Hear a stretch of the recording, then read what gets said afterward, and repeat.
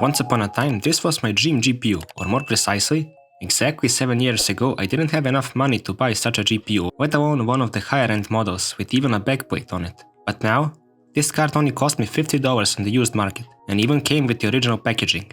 But that's all great. But the question is, what can this GPU offer in 2022? What it cannot offer certainly is the newest drivers, as this card was part of the architecture which AMD discontinued last year. One of the saddest things that could happen to the 300 series of GPUs. On the other hand, this model of the card offers 2 GB of GDDR5 memory, full DirectX 12 support, the latest Vulkan API support, as well as built-in recording through AMD software. It's based on the GCN 3.0 architecture, has 1792 shaders, and this model from Sapphire offers increased figures in pretty much any metric, with the most notable being a 2% increase on the core clock and 5% increase for the memory clock. By all means, this card was a pretty powerful mid-range GPU back in the day. But how does it hold up after 7 years, and quite a lot of research-hungry new releases? Well, let's begin with the massive benchmark list of 12 games, and see how this card performs with the last ever drivers released by AMD. First, we are going back to a time where the card was freshly available on store shelves, and to no one's surprise, The Witcher 3 runs flawlessly using the high preset at 1080p, and if you really want to go all out, the Ultra preset is more than doable, offering an exceptional experience either way.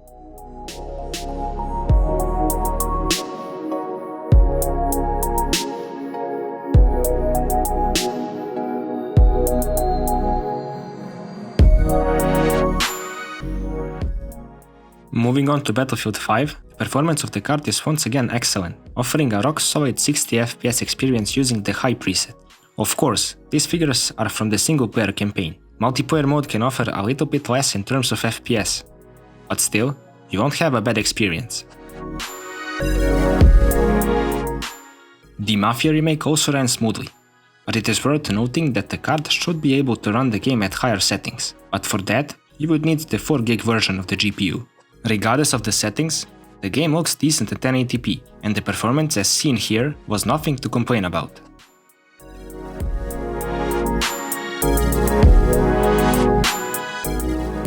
AC Valhalla is a pretty demanding title, and that really shows while using the R9 380.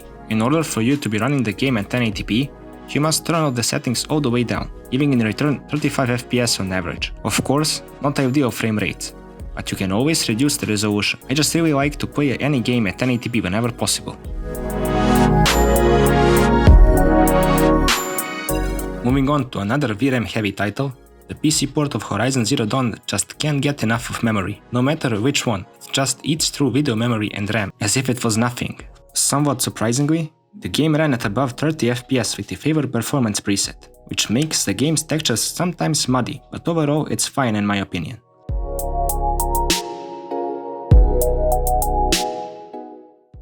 Cyberpunk ran quite similarly to Horizon Zero Dawn, with some additional bugs and glitches of course. But regarding the performance, it's honestly quite playable, with a few stutters here and there, but considering how demanding the game can be, the performance is respectable.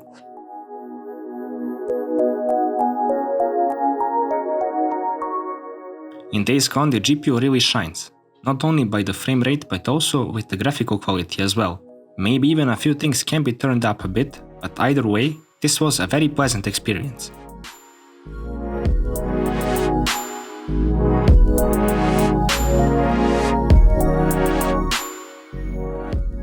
It's always hard to benchmark the latest installment in the Resident Evil series, as you have so many options to choose from in the settings menu. So with these mixed settings, the game ran great, but also looked very good. So this seems like a nice balance of performance and graphics quality.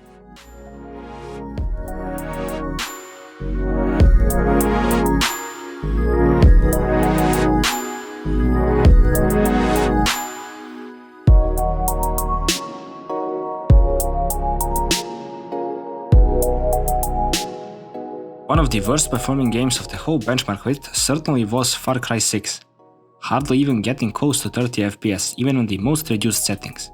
This most probably has quite a lot to do with the outdated drivers, as I have seen weaker cards performing better, but with the newest drivers of course. Honestly, this just wasn't a very good experience. Maybe the FSR mode could help out a bit. But it's a shame for a card like this to use tweaks like those, as I am quite sure that it has power to run this game much better.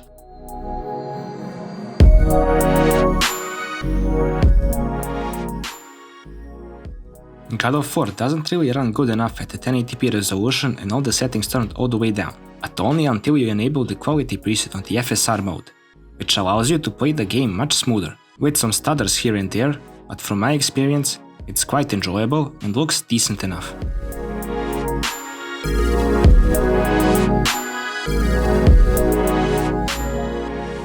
Another game that ran surprisingly well was Elden Ring, where the card was even able to provide playable frame rates at 1080p with the medium settings. This was honestly the biggest surprise of all the games tested, and this means that you even have room to mess around with the settings, potentially getting closer to the 60 FPS figure. All in all, just a great experience. If only I wouldn't die every 5 minutes in this game.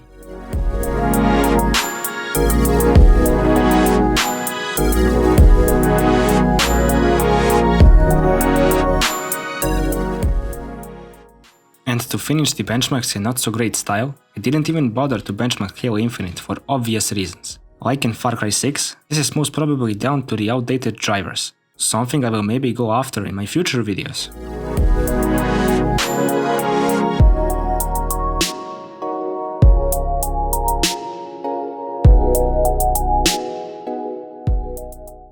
After all of the testing, I got to admit the R9 380 still holds up pretty well after all these years. But for 2022, I would recommend to spend a little bit more in order to get the 4GB version.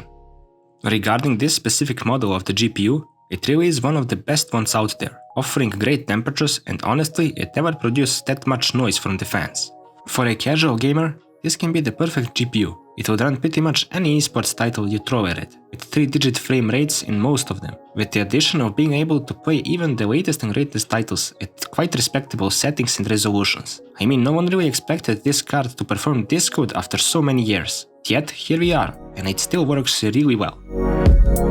Keep in mind that in order to run a card like this, you need two 6-pin connectors, as the power consumption is stated as a pretty high 190 watts. But other than that, I would really recommend the R9 380 even in 2022.